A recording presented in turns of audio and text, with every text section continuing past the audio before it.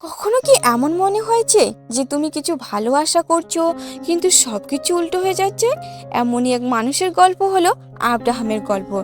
একদিন ঈশ্বর আব্রাহামকে ডাকলেন আর বললেন যে তুমি তোমার আত্মীয়স্বজন বাড়িঘর ছেড়ে যে দেশ আমি তোমাকে নিয়ে যাব সেখানে চলো। ঈশ্বর তার কাছে তিনটি সুন্দর প্রতিশ্রুতি করলেন।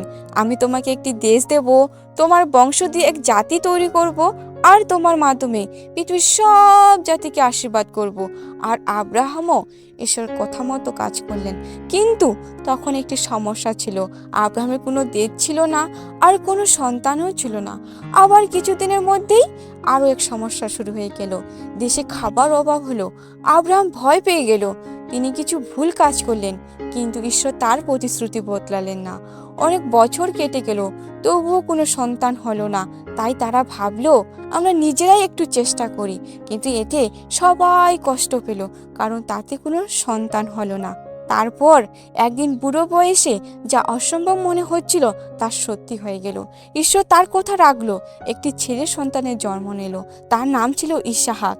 কিন্তু এরপরে ঈশ্বর আবার আব্রাহামের বিশ্বাস পরীক্ষা করলেন।